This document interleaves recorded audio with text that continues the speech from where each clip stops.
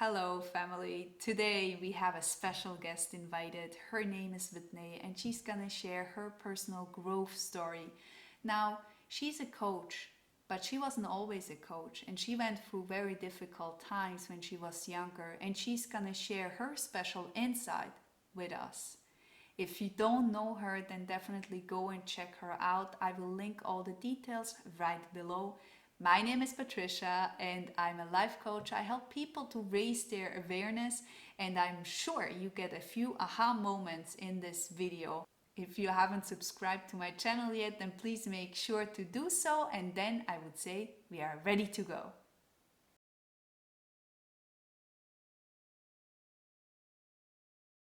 I want to go deep into where you're coming from. Like maybe you can just introduce yourself a bit and just show my community a bit more about, or tell a bit more about yourself. Like, how did you become a coach? Like, how did you actually start it, and what's your why? So how I became a coach, how I started, and what is my why? There are a lot of questions. I can see that. Yeah, yes. So I'll just start. I am from Kansas City, Missouri. So I live right in the middle of the United States, right in the Midwest. Yeah. And I've been here my whole life. I grew up in a very traumatic household. And to kind of escape that, I enlisted in the military. So I was a military police officer for 6 years in the Army National Guard. And I had a lot of really great experiences. I learned how to be a leader. I learned how to use my voice, which is so funny because I remember in basic training, everyone's screaming at you. It's very chaotic, and like you're learning how to use a gun. You're 18 years old. It's really weird. Yes. But I dropped my bowl, and my drill sergeant made me stand at the end of the line and scream, "Don't drop your plate, or don't drop your cup," or whatever it was. And I screamed that for so long that I lost my voice. And at the time, I wasn't thinking like, this is really teaching me how to use my voice. Yes. But it was, it was challenging in that moment, but it was a really incredible experience. So, so with all the trauma going into the military, I learned how to put armor on over my heart, over everything. So the vulnerability, no. I had so many relationships, and I was surrounded by people all of the time, and we would go and we would get drunk, but I didn't have any deep connections. I was not open to letting anyone anywhere near me. And it was like, how can you feel so alone but be around so many people? Yeah, it's interesting that so many people feel exactly how you feel, because I felt the same way. I share a similar story, and it's really interesting that you say that. How can you be so lonely when there are so many people? Have such a big wall. Yeah. Yeah. And I think those other people, they have the same wall. Yes. Because if they didn't, then the connection would be trying or happening. Yeah. It's always a mirror, you know? And that's why it's so interesting to see what's going on in your inner world is also representing the outer world. And that's why it keeps it so, it keeps it so real, right? Because you feel and see the same, and then you think this is the reality you created, right? You are in that, and you're like, you make it every single time again and again until you realize, wait a second, I follow a kind of a pattern here. Like, yeah.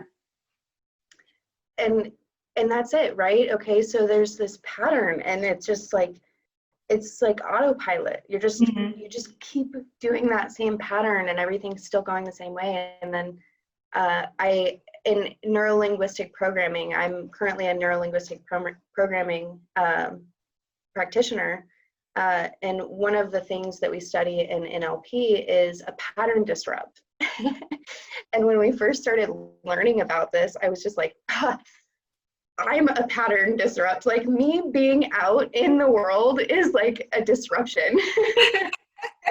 I am a pattern disrupt. So that was just something that I really admire about myself. It was really like funny to see that in myself. Yes, yes.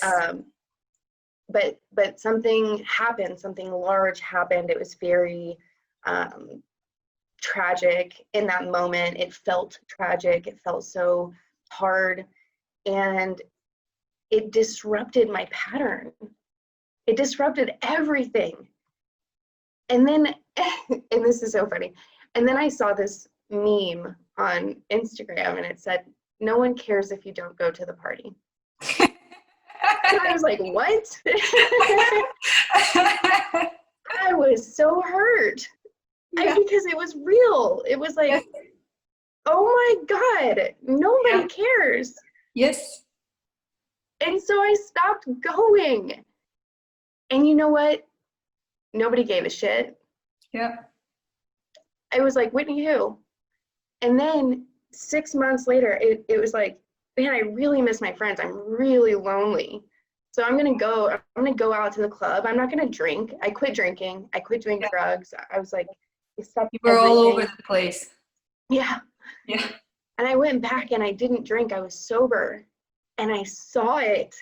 And I was like, oh, I know. It's a different world, right? yeah. Yeah. I saw these girls, they were just like, I just need a shot. I just need to take another shot. I just need to take another shot. And it was like, what are you? And then they were just like laying there, like they couldn't have any fun. And it Yeah. was so sad. Yeah. but Could you but feel very, yourself while you saw it? Like, could you imagine yourself and you were like, that was all I saw was just, that was me, like time yeah. back, but still? Did it hurt you that you hurt it yourself? It still Or hurts. it Yeah. still It hurts? still hurts a little Yeah. bit. Yeah. Yeah. How long did you So do that? how long what?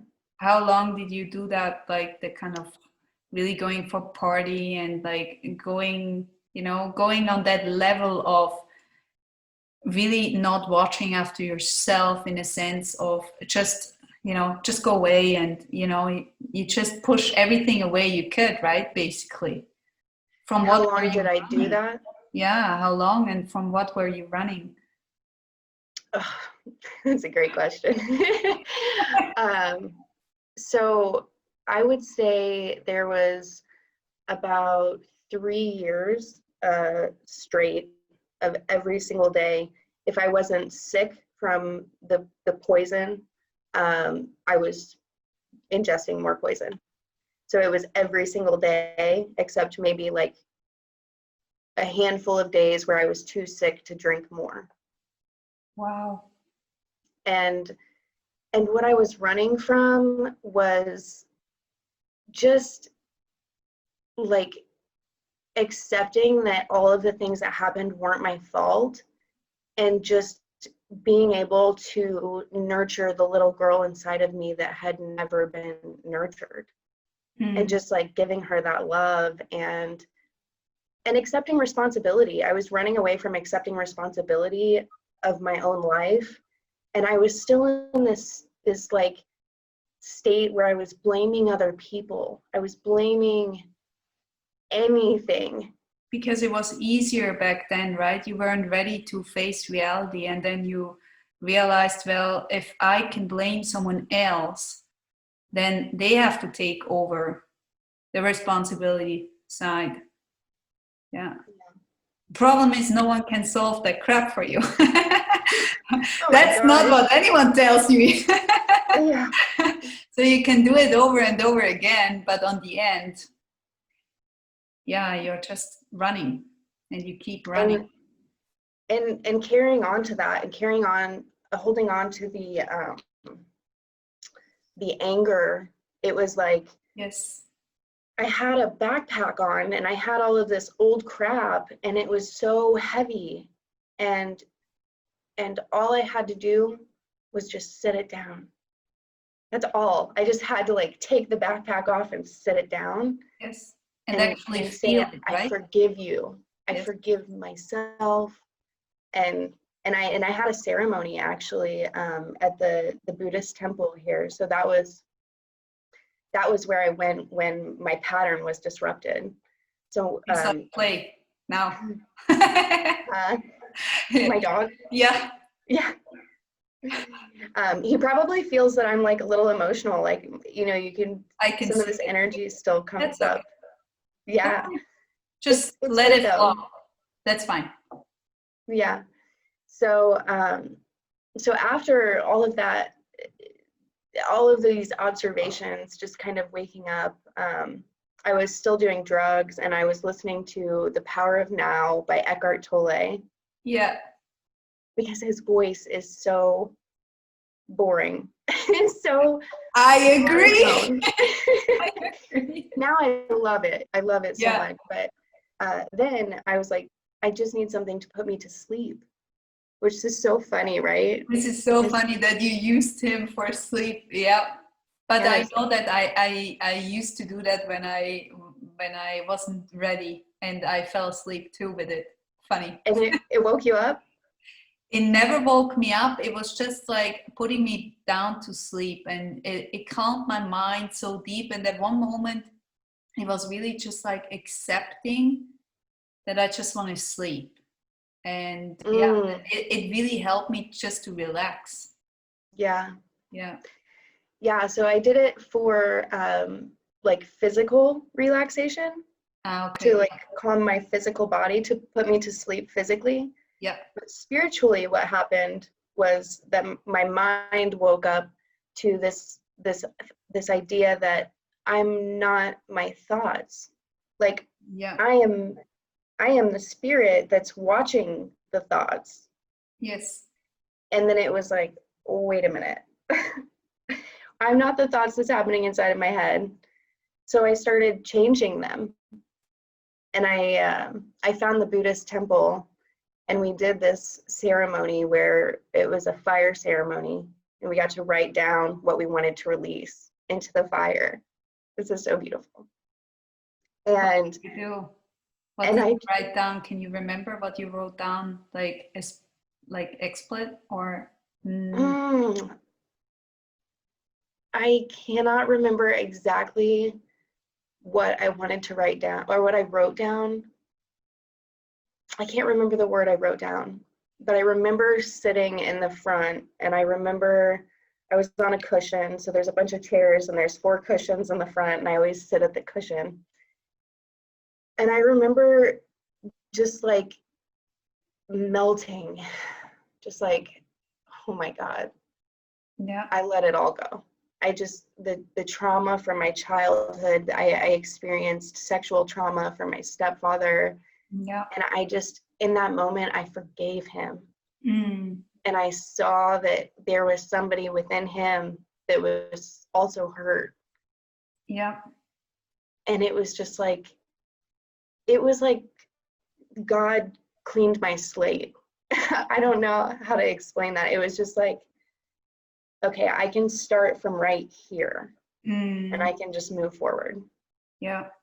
It's like leaving everything behind that doesn't serve you anymore, right? Because it Yeah. was so heavy holding you back, like hands on your shoulders, and you just tried to escape, but it didn't work because that was still there. Yeah. Yeah.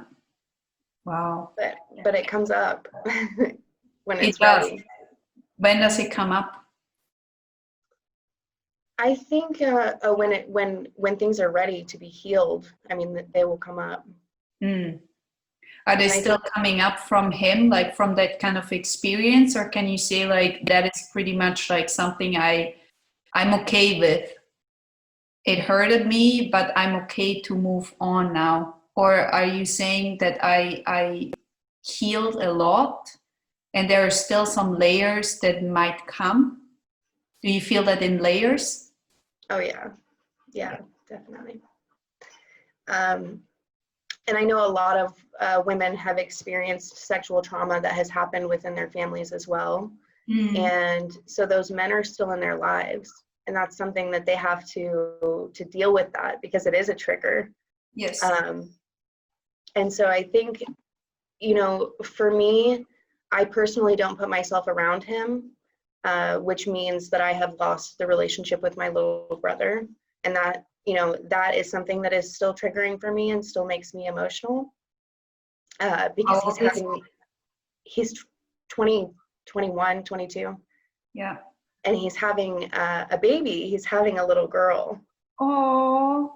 Yeah. And so it's interesting. It's like, yeah, everything is a reflection. Everything is our perception. So I'm still working through that. Yes. um, It's hard, huh? Not to be with your family you love, and you're trying to somehow still heal, right? You're trying to get somehow work with what has happened to you, but then go beyond that, right? Grow further within you, right? And it's not easy to do that, and it does come in layers, and sometimes that's really, yeah, I cannot say it, it's really crap. Sometimes it's really crap. it's contrast, right?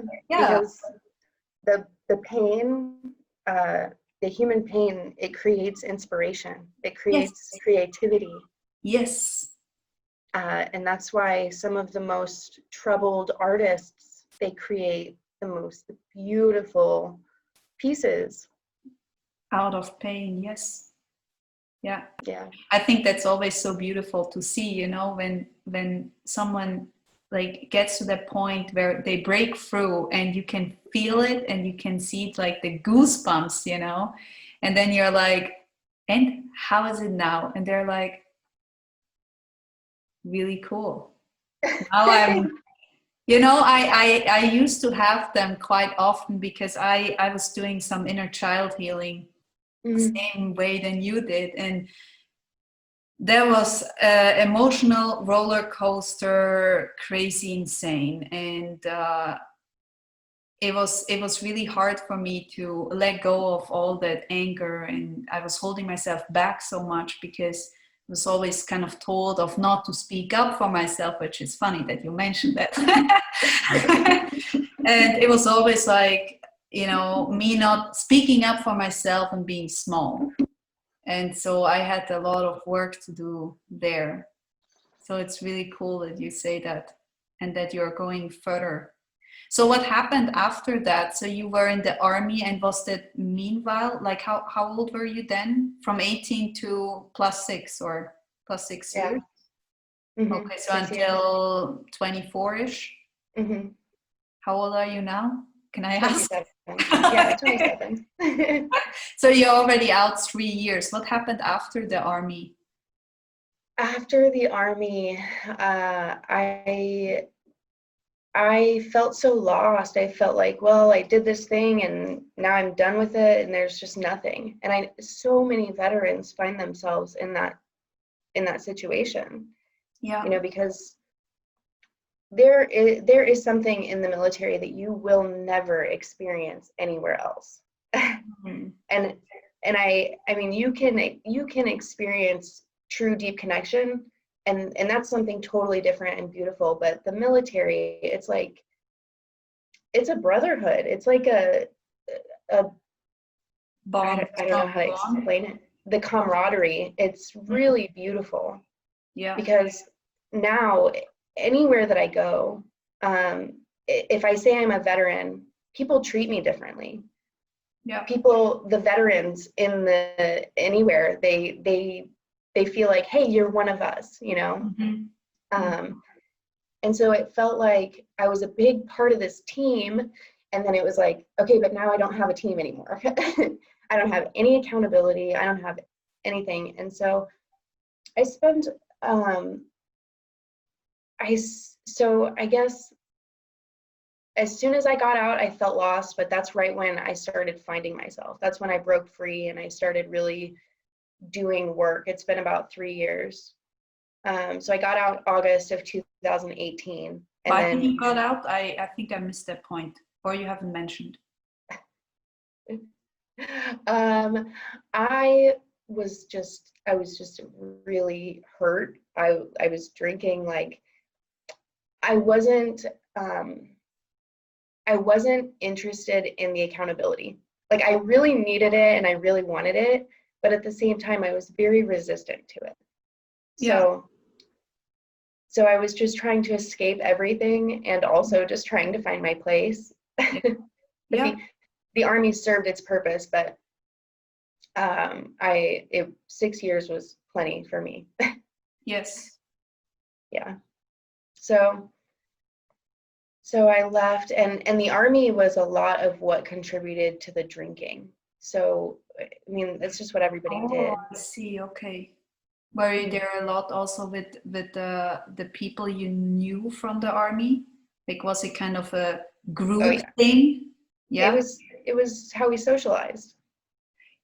I see. That's why it got a big problem, huh? Because if you're not in that community anymore, then it's not holding you that much, right? Yes, Yeah. yeah.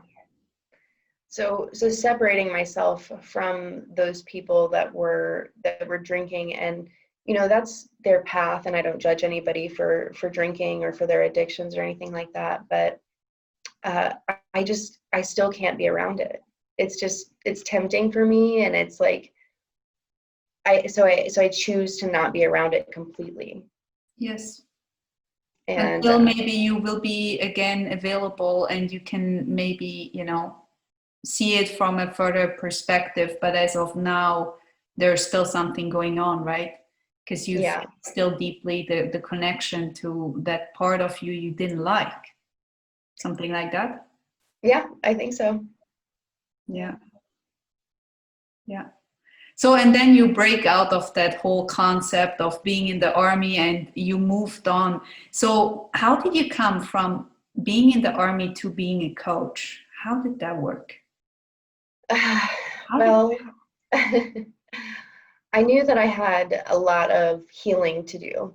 yeah, So I dove right into my own personal healing, and I first started, I knew once I had my kind of like break free moment, I knew that I wasn't going to work for anyone that didn't have the same beliefs and value systems that I had. And it's kind of, um, I knew I wanted to work for myself. I didn't want to have a schedule. I didn't want to be told what to do, which is probably also resistance to the like military. I still have I would resistance to strongly that. say so. Yeah. Which is good. So Yeah. I love working for myself. um, I just made a decision. I made a decision that I was going to increase my self-worth and to start taking action towards the things that I actually did want. I learned about the law of attraction and I started attracting things. Mm-hmm. Um, and I asked myself, what is it that I really would love to do? And since I was a child, I always said I wanted to be a teacher and a cop. Well, I already did the cop thing, and that wasn't for me.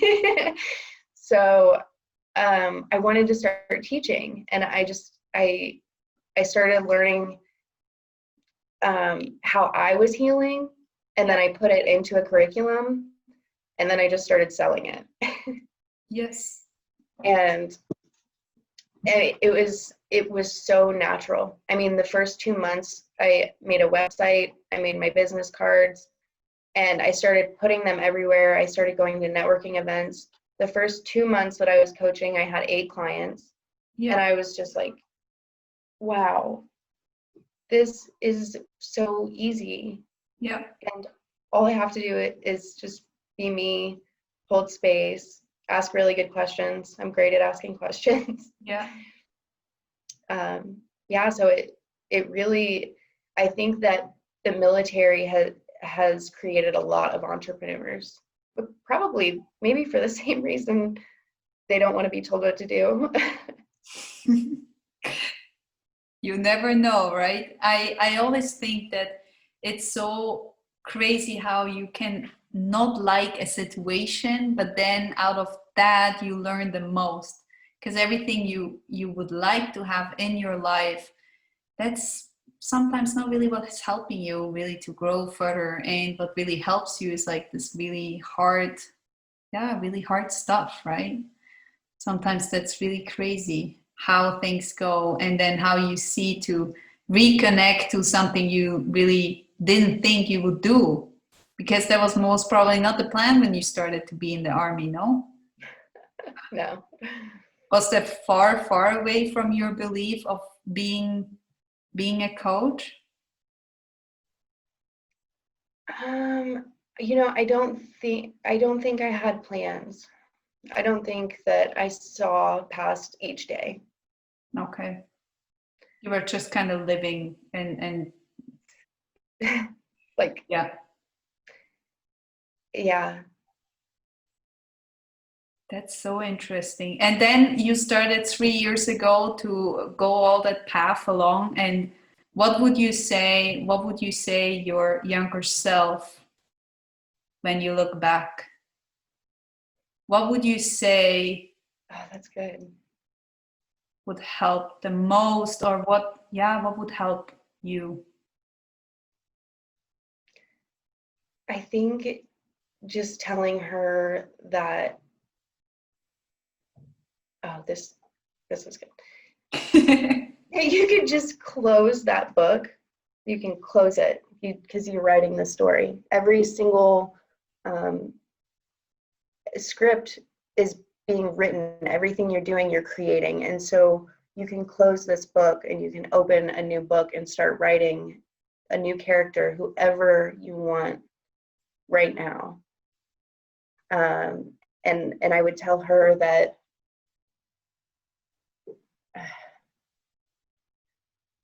I would tell her to forgive herself for not loving herself Mm. that whole time, and tell her to thank the future self for all the hard work, because that was another thing, was like I would always write myself letters from or to my future self Yeah, saying thank you so much. that's so sweet. I like that. That's beautiful.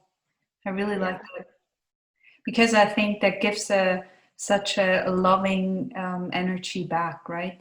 It's so Mhm. like, And it's just within. yes, yes. Can you still feel that there is some stuff left from earlier days where you're like, whew, this is still a trigger like itself?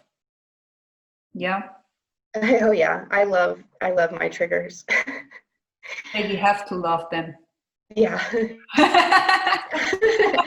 We have to love them. Yeah, absolutely.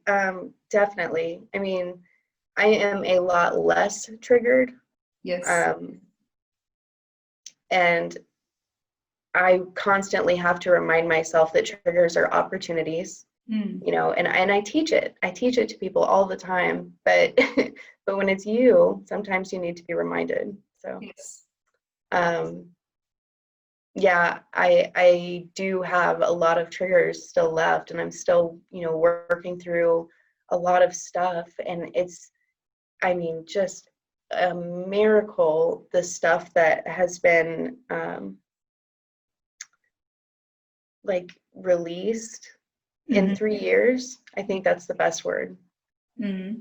Um, at first I wanted to say like broken through or like shattered, but it's not that. It's not any of that. It's like just really sitting with the triggers and Yeah. just seeing how they feel, Yeah. and Yeah. then just letting them go.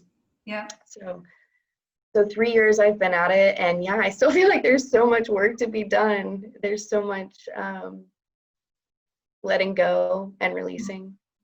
What would you say when someone is coming to you and saying like, I have so much work and I know that, but I'm scared and I don't know, will I ever be done? Like, is there ever a point where I can say, now I'm free? Um, Well, I would ask that person, what does free mean to you? Interesting. Because that was exactly what I asked my client too. But the question he then said, or like how he put the question afterwards, was like, if there is so much coming, why would I even start? Like, what made you start to even go that path? You know, what was your idea? That was his initial question. But I I was exactly in the same position like you. Yeah, what does that mean? Funny. Good that you say that, because I interpreted it exactly like you did. Cool. So what would you say to that? to Okay, that's a great question, because a lot of people are facing that. There is so much work to be done. Why even start? It's so much easier here. Yeah. And when you start, we both know it would be a lot easier to move to Thailand and live in a Buddhist monastery and meditate our lives away. Yes. And we could, right? Yeah. That might not be your path, but I would enjoy it. Absolutely. But there's work here that's for us, right? That we're being called to, that's challenging. And the reason that we do it is because it's like the human prophecy is to like grow, right? But we're terrified of growing. Yes. Like, all we want is to just get to the next level, but we're terrified of the unknown. Yes. So That's to a move, big one, right? yeah. So Like being scared or afraid of the unknown, not knowing what is coming when you release that, right? Because there is so much space, and what are you doing with all that space then afterwards, right? I mean, hey, if you can create whatever you want because there is so much for you, well, crap, then you need to consider what to do with that space, right? Right? yeah. What are you doing with all of that Yeah. space?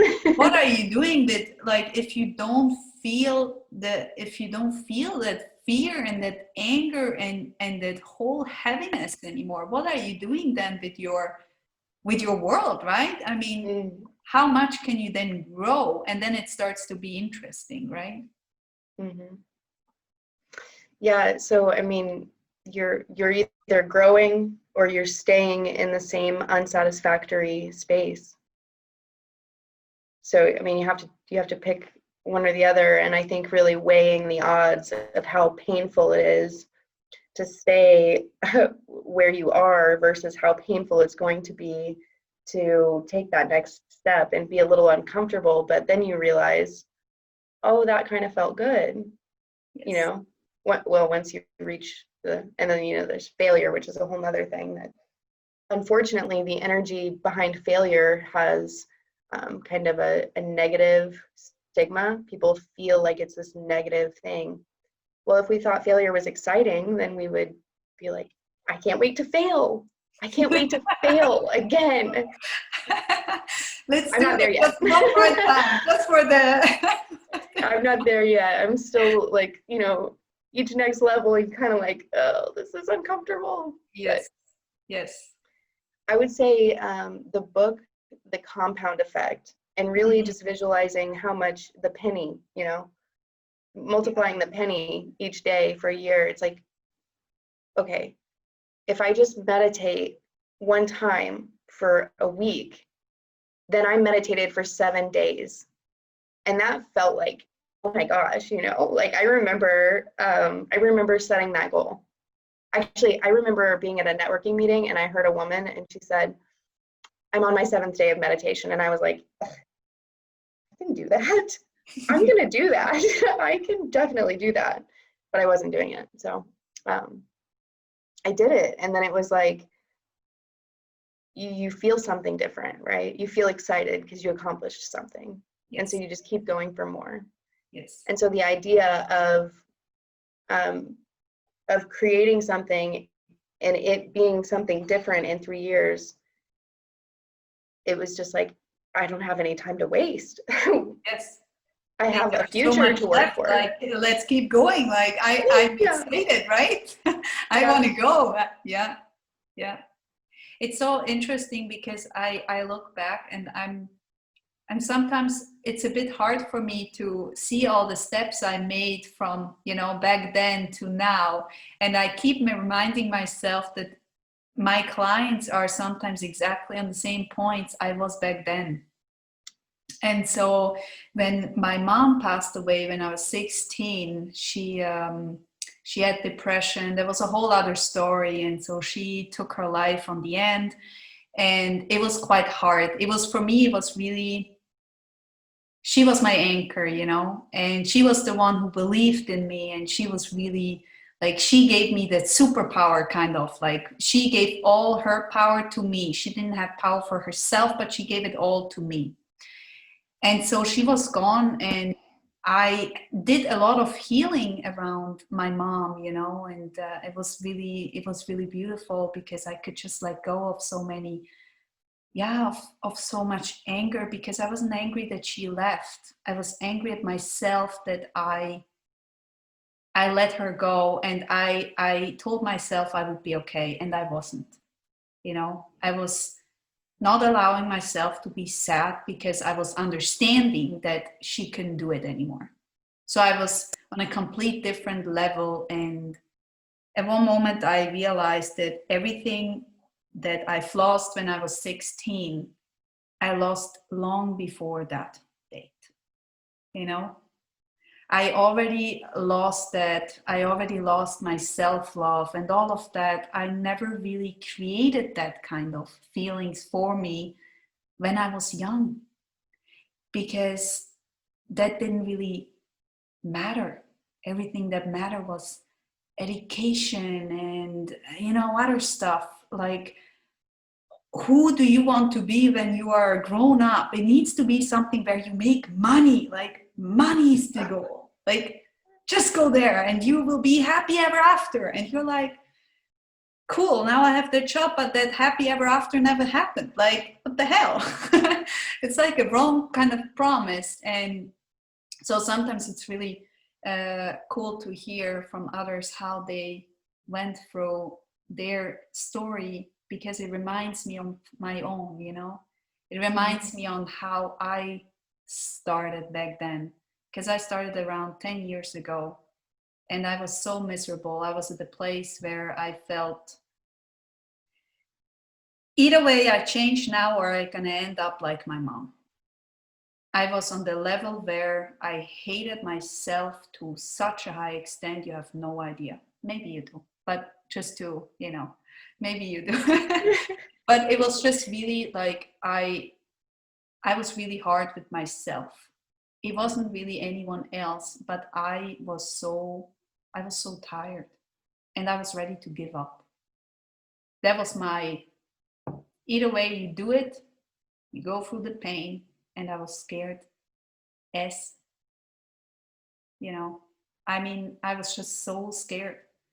What if I release all of that? Because I only knew that heavy feeling from the earlier stages, you know, and that was the only thing I knew. When you start to release all of that, with what are you gonna fill it? Oh. Mm-hmm. I didn't know. And so I grew up that every trauma you have, and it doesn't need to be in a trauma like a sexual abuse or, you know, or what I had. It can also be something like you were sitting somewhere alone and no one was watching after you, and you felt alone as a child, and that's already a traumatic experience. It doesn't need to be a super high whatever. And so I had feelings like this a lot, and I created that in my childhood, and that wasn't when my mom passed away. So I did the healing only until 16, but not before, you know. And then at one moment I realized, I have to go way more back. Oh, yeah. Yeah. And because we grew up in a way of, at one moment when you have a trauma, you get over it. You have to get over it really fast, like, discipline, you will do it, go through it, no problem. And at one moment, please don't talk about it anymore, because really you're done now. Like this 1 year, 2 year is the max. After that, don't be, kind of weird about that scenario anymore, and you need to move on. Life goes on. And you're just like, yeah, but my life doesn't. And what should I do now? There was never help for me. And that was where I started to be a coach, because I realized that kind of thing was never covered. You cannot really go to a therapist and talk about the pain. Well, great. I was talking about my pain all the time. The problem was that no one knew how to help me. Always talking about my pain and putting me through that made me feel more miserable. I mean, I felt like crap every single time. And I was like, and you are supposed to help me. And now I feel even more sad, because I felt in this hole, like going down the hill. I didn't know how to get out anymore until I found the kind of spiritual kind of way and the coaching kind of part where, okay, the only thing I really have to do is like, I have to ask myself better questions, right? Oh, yes. Because the questions of why did this happen to me? And no, it's not helping me. But what can you learn out of that? And what are the patterns I'm following? And all those kind of questions, like they come up, and then you're at one moment like, okay, now from a distance point of view, now I can see why I had to go through all of that. And then you can start to let go, that kind of feeling where you are just like, now I get it. Now I understand why. I understand why I had to go through all of that difficult time. And then it's kind of, it's okay. And then you just like, okay, close that book. It's crap, like done. Mm-hmm. But until you haven't got that I'm done point, you cannot move on. And that's what no one tells you, because time alone will not heal you. It never worked for me. Yeah. That's what I always heard. With time, you will get better. And I was like, where? Show me. Which time? Like, when? And I have to be honest, I was also not available for any healing. I wasn't available to do that. So let's face it, that's another part. I wasn't ready. So perfect timing, Yeah. It's always on a perfect timing. And when I started to heal, and I'm sure that you know that as well, then you're like, okay, what else can I heal like? Oh yeah, it's exhausting. Clock is running, right? And I always hear my coach. I have a coach myself, and he's always like, "Can you chill for a second? You need to relax, like calm down, Yeah, it's funny. It's funny when he does it, because he's really like the go-getter, kind of like, let's do it. And me too. And then when he says like, okay, you really need to calm down, then I'm always asking, do I look so shitty that I need to rest now? That's funny. Interesting. You have a really cool story. It's really a story where I feel like, so many people can relate to that. Because in every kind of scenario, we can relate to each other and we can learn from each other. And I believe that's what this channel is for, right? To share some stories and to share their experiences and bring it further. So I think that was very, very cool. Very nice. What would you like to share at last, like your kind of last advice to, people who are trying to find their path but are not really sure where to go and how to do it? What would you recommend doing? I can only, from personal experience, recommend exactly what I did. And it was fail fast and fail hard and be strong and soft in the process. So be vulnerable, be open to just letting people see the real you, but don't have a soft front and a hard back. So just be prepared to reframe, kind of like what you were saying. You know, we go through these experiences, and when we are able to see the value from them, then we can just set them down and move forward. Yes. And, you know, it's incredible how many positive experiences we have throughout our day, but if one negative thing happens, then we can focus on it. So my advice is to focus so hard on every success that you have, that there's like, what failure, and even if that success is, I planted a new plant today. I brought a new plant home into my space, and it uplifted me and it inspired me. You know, that's a win. Yes, it I think doesn't need to be like I won 1 million or, you know. Yeah, absolutely. Yeah. Or got a college degree, or, you know, these false ideas of what success is. Yes. Based on other people's standards. Document everything and measure your wins. Always record your wins.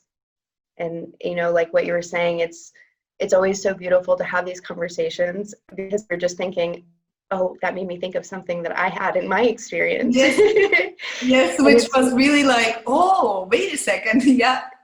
And I love that. And I love, you know, as humans, we make those connections. We mirror, we reflect for each other. Yeah. I figure out where I was going with that, but yeah, focusing on what makes you feel good. I like that. Do you have books you would recommend? Oh, yes. Okay. So off the top, The Power of Now by Eckhart Tolle.